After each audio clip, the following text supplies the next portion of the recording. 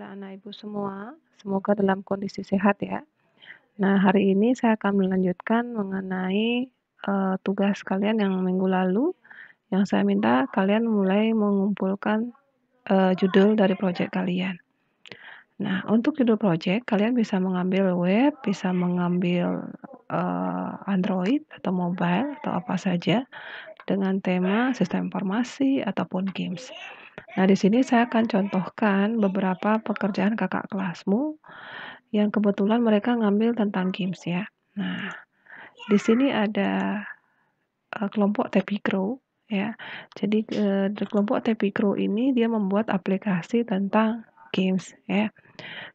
Games burung Tappy namanya. Nah, kelompok kalian kemarin saya minta maksimum 3 orang. Kenapa? Karena di dalam materi kita sekarang di kelas 11 kita tidak ada membuat laporan ya.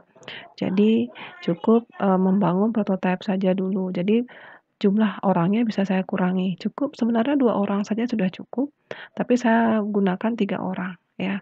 Jadi kalaupun dengan 2 orang dalam satu kelompok itu tidak ada masalah. Yang penting nanti kalian jelaskan pembagian tugasnya secara jelas. Nah, ini ada kakak kelasmu. Kemudian ini ada struktur pembagian tugasnya. Oke. Nah, game Tappy Crow di sini, nah mereka membuat deskripsinya. Apa sih game Tappy Crow? Nah, game Tappy Crow disebut juga platformer game. Nah, gamenya melibatkan perintilan antar platform seperti terbang, loncat, berayun, dan lain-lain. Jadi di sini mereka menjelaskan bahwa mereka menggunakan Unity 3D dan membahas bahasa pemrograman yang dalam pembuatan game platform. Nah, seperti itu. Apakah kalian berpikir bahwasannya, Bu, saya harus belajar program dulu ya? Enggak, yang pertama ide dulu.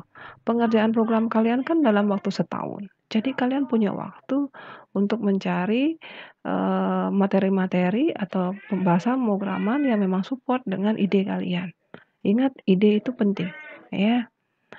Dan tidak ada masalah kok. Nanti di kelas 11 cukup kalian bisa bikin papernya, digitalnya, artinya sudah ada impian. Nanti kalau sudah goal bagus, kalian bisa kembangkan ini di kelas 3 nanti. Ya. Jadi tidak ada masalah. Jangan pernah takut ya. Oke. Ini ada kakak kelas kalian juga yang membuat tentang game Adventure of Deskia. Jadi mereka membangun games juga. Nah, dan tujuannya apa? Sebagai media hiburan tentunya. Membantu melatih penggunaan logika, imajinasi, pengenalan teknologi. Mayoriti anak-anak RPL suka bikin games ya. Saya apresiasi sekali karena apapun itu adalah perangkat lunak. Jadi tidak ada masalah. Yang penting ada ide dulu. Kemudian mulailah kalian membangun teamwork atau tim kerja. Kan saya sudah bilang membuat kelompok ya. Pastikan teman-teman kalian bekerja sesuai dengan porsinya. Jadi bagi tugasnya siapa yang bertugas nanti di sini karena mereka ada desain karakter, mereka bagi orang-orangnya siapa. Ini Ade sebagai desain karakter karena dia memang anaknya suka menggambar. Satya suka programming, Devi, kita juga suka programming juga. Jadi silahkan mulai mengenali bakat kalian ada di mana. Oke. Kemudian nah, di sini mereka menjelaskan banyak hal tentang mapping sistem mereka.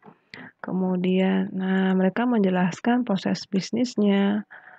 Kemudian, nah mereka menjelaskan tentang karakternya, ya. Mereka jelaskan secara spesifik karakter dari games tersebut. Nah, kalau kalian cukup kalian bikin nanti seperti kelompok sebelumnya, kalian cukup nanti kumpulkan judulnya tentang apa, pembagian tugas siapa aja kelompoknya, tampilkan gambarnya, siapa yang bertugas apa, ya, nanti dijelaskan di situ. Kemudian deskripsikan tentang aplikasi yang akan kalian bangun, seperti itu. Nah, kalau yang lagi satu ini, nah kebetulan ini kelompok Sri Kandi, ini ada proyek yang ketiga. Mereka bikin kuis, ya. Tujuannya apa? Belajar sekaligus bermain game perihal coding. Nah, ini kebetulan semuanya putri loh ya. Nah, jadi jangan pernah takut, putri-putri nggak bisa. Ini buktinya bisa ya. Yang penting ada usaha dulu, ada niat dulu, ada ide dulu. Oke. Kemudian nanti metodenya Sama seperti kakak kelas kalian, tidak ada masalah di bagian metode. Nah, mereka bikin jadwal pengerjaan, kalian bisa bangun atur jadwalnya. Nah, di sini dia menjelaskan proses bisnisnya. Jadi tampilan awalnya seperti apa. Nah, ini kebetulan mereka sudah sebenarnya bikin codingnya. Ini adalah presentasi laporan akhir sebenarnya. Untuk rancangannya, nah inilah rancangannya yang mereka bangun seharusnya menggunakan paper prototype. Ada rancangannya mereka, tetapi karena mereka kan masih dalam tatap muka ya, jadi file-file mereka masih di meja saya. Nah, kebetulan yang berbasis digitalnya yang ada aja seperti ini. Oke. Nah, di sini rancangan interface-nya. Oke. Nah, untuk paper prototype, nah saya akan jelaskan di sini. Nah, kalau membangun paper prototype, jadi kalian buat rancangannya dalam bentuk kertas. Nah, ini adalah contoh kakak kelas kalian. Jadi setiap halamannya mereka rancang, ya. Jadi halaman ini adalah halaman login, seperti ini tampilannya. Kalian registrasi, nanti tampilannya seperti ini. Pemesanan. Kalau kalian masih ingat aplikasi yang saya minta kalian menganalisis, ini adalah ya analisis ya yang video itu. Ini adalah hasil dari paper prototypingnya. Jadi dari mereka merancang form-formnya, interface-nya, baru mereka mengembangkan ke dalam coding. Bayangkan kalau kalian langsung ngoding, bingung kan? Nah, tapi kalau sudah ada rancangannya, tentu akan lebih terarah. Ini juga sama. Nah, dia jelaskan aplikasi interface per halamannya, administratornya seperti apa. Ya. Kemudian inventaris nih. Ada yang masih menjelaskan homepage. Di sana ada tombol login dan daftar. Jika diklik maka akan, nah seperti itu. Dia sudah mulai merancang. Oke. Oke. Nah, sudah. Nah, ini yang disebut dengan paper prototyping.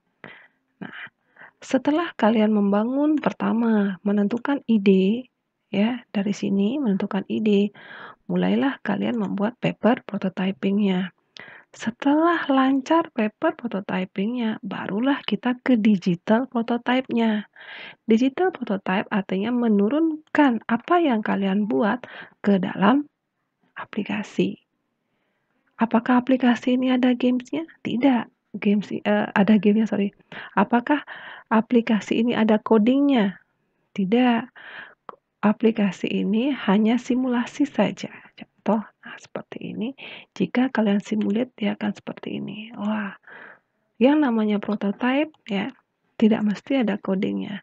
Tetapi dia akan menjelaskan cara kerja sistem secara seperti bahwa aplikasi itu sudah jadi. Ya, walaupun di dalamnya belum ada codingan sama sekali. Seperti itu. Kalau yang namanya digital prototype ya. Nah, kalau yang lagi saat ini bisa pakai Adobe XD ya. Silahkan kalau kalian mau pakai Adobe XD bisa. Nah, seperti ini tidak ada coding. Kalian hanya tinggal mendesain, kemudian kalian buat link-linknya. Nah, kalau dijalankan linknya seperti ini, oke. Kalau cari kelas, klik di sini, nanti akan muncul absensi. Kebetulan tugasnya mereka membuat form absensi ya. Jadi bagaimana merancang aplikasi absensi. Nah, seperti itu. Apakah hanya bisa XD? Tentu saja tidak. Kalian bisa pakai Jasmine atau aplikasi yang lain yang free ya. Nah, ini contoh dari digitalnya. Oke, nah ini contoh digitalnya menggunakan Android. Nah, bagaimana mereka menjalankannya? Sign in, login, nah, diklik saja, masukkan ID, nah dia submit seperti itu ya. Nah, jadi seperti itu. Nah, masukkan ID. Karena nggak semua mereka selesai link kan ya. Nah, jadi seperti itu. Oke, nah sudah paham ya apa yang akan kalian kerjakan? Jadi goalnya, tugas kalian minggu ini adalah pertama, buat, nah silahkan mau dibuat PPT boleh, PDF juga boleh ya. Karena toh juga saya akan melihatnya PDF nanti. judul pekerjaan kalian, pembagian tugasnya seperti apa, kemudian deskripsinya, ya. Mudah saja. Hanya judul, kemudian tim anggotanya siapa saja, tim kerjanya siapa saja, pembagian tugasnya seperti apa saja, kemudian deskripsi apa yang akan dikerjakan. Oke, itu saja dari saya. Sampai bertemu lagi di pertemuan berikutnya untuk paper prototype. Nah, sekarang hanya menentukan tujuan, pembagian kerja, deskripsi dari proyek yang akan kalian kerjakan. Terima kasih, selamat siang.